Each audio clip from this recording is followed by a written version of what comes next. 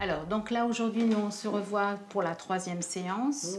On s'est vu dernièrement, donc à peu près fin novembre. Oui. Donc, et là, on a fait un bilan, déjà au niveau musculaire. Et donc, vous venez essentiellement pour des troubles urinaires. Voilà. C'est ça. Et parallèlement, de temps en temps, vous me décriviez un petit peu ce que l'on appelle, nous, le syndrome de la clé. C'est-à-dire que quand vous arrivez chez vous, vous n'avez pas envie d'aller aux toilettes auparavant, vous mettez la clé dans la porte, absolument. Vous ne contrôlez plus.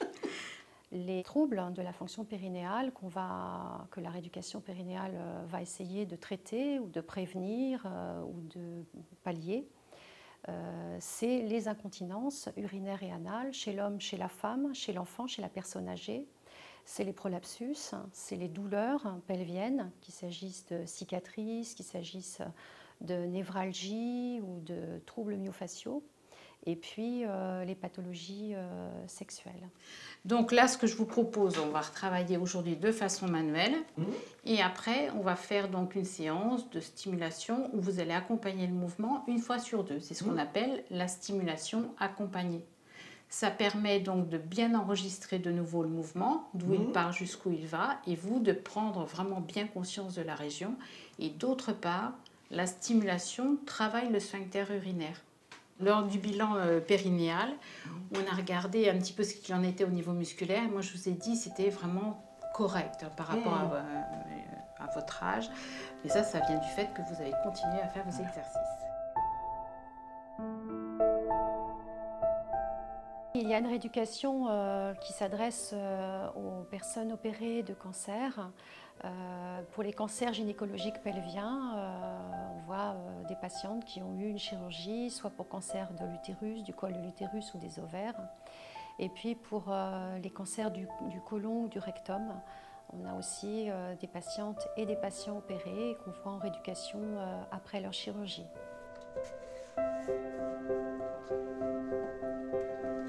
Mettez-vous à l'aise, asseyez-vous.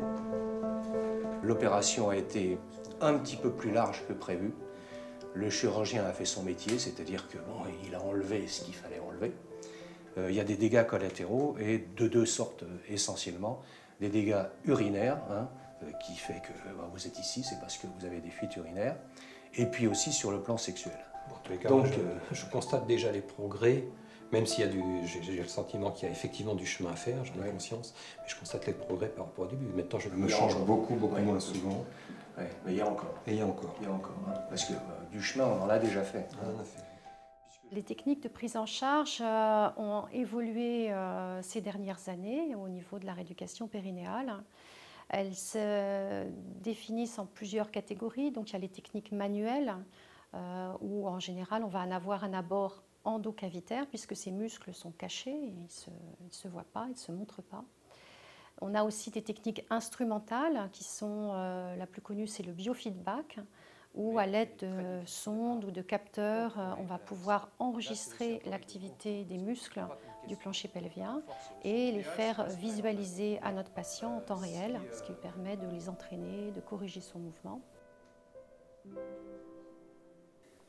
Pour la rééducation anorectale, dans certains cas, on va utiliser ce type de sonde, une sonde à double ballonnet qui permet l'enregistrement des pressions à la fois dans le rectum et dans le canal anal.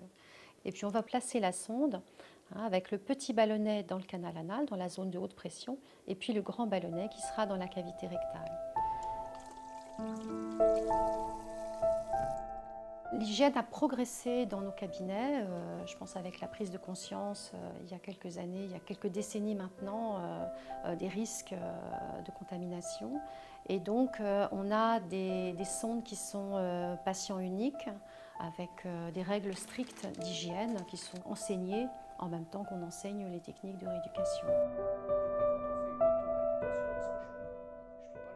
Toute la continence du patient repose sur la tonicité du sphincter strié qu'on va travailler sans arrêt, et surtout dans des contractions relativement longues et relativement fortes. La surface bleue, c'est la contraction du patient, la surface jaune, c'est le programme à effectuer. En fin de compte, c'est un électromyogramme qu'on est en train de faire. Donc la sonde est placée au niveau du canal anal, et elle va recueillir les différences de potentiel, c'est-à-dire l'influx nerveux qui arrive au niveau périnéal. La quantité d'influx nerveux est parallèle à l'effort effectué par le patient. Donc c'est ce qui nous permet de visualiser la contraction effectuée par le patient. Voilà. Mais c'est quand même une séance qui dure 20 minutes d'écran, hein. Donc il faut être bien décontracté, bien concentré. Voilà, là il est bien décontracté, c'est bien. Et voilà, il monte. Et il va contrôler la descente. Le bénéfice est très concret, dans le sens où je me changeais au départ 4 fois par jour, voire même 5 fois par jour, et j'étais obligé de me promener avec des rechanges dans un sac.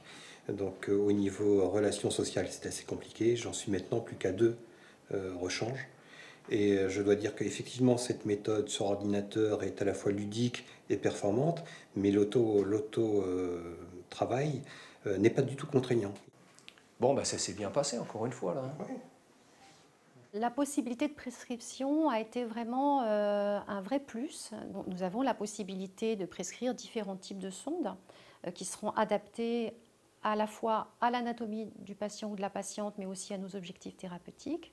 Et puis pour les hommes, par exemple, on a la possibilité de prescrire des palliatifs face à l'incontinence, les essuie péniens, les collecteurs d'urine.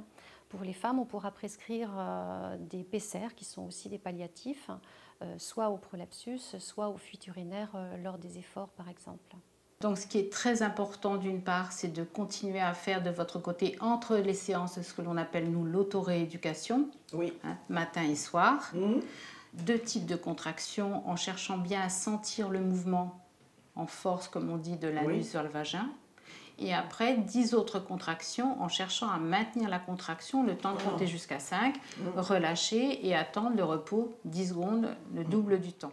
Si la patiente ne fait pas les exercices de façon régulière, quotidienne, elle peut faire 10 séances, 20 séances, 30, 40, enfin ce que je ne fais jamais au cabinet, on n'aura pas de résultat. Non, mais moi, j'ai toujours fait la gymnastique comme il fallait. Et effectivement, je me rends très très bien compte que si je ne suis pas partie prenante, effectivement, ça sert pas à grand chose. Au fur et à mesure que vous allez mieux sentir, je vous donnerai assise pour terminer debout. Cette rééducation, elle aborde une partie du corps qui n'est pas comme les autres, qui est protégée par le tabou sexuel. Dans toutes les sociétés humaines, le périnée est une zone qui ne se montre pas, qui ne se voit pas, qui ne se montre pas. Et donc, il n'est pas question de transgresser ce tabou, de le mettre de côté, mais on va plutôt avoir tendance à ritualiser un petit peu nos soins. Donc, c'est la confidentialité, par exemple, la porte fermée à clé. C'est la lenteur qu'on va pouvoir installer dans notre interrogatoire.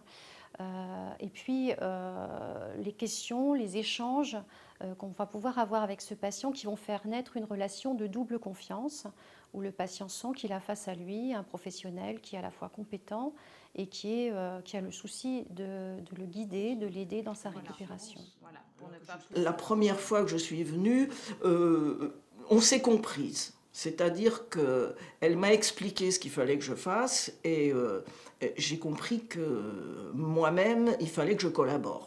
Je pense que pour ce genre de rééducation, d'abord, il faut qu'il y ait un climat de confiance qui s'établisse entre la patiente et donc le kiné ou la kiné. C'est une question vraiment de feeling et d'écoute peut-être aussi, je ne sais pas.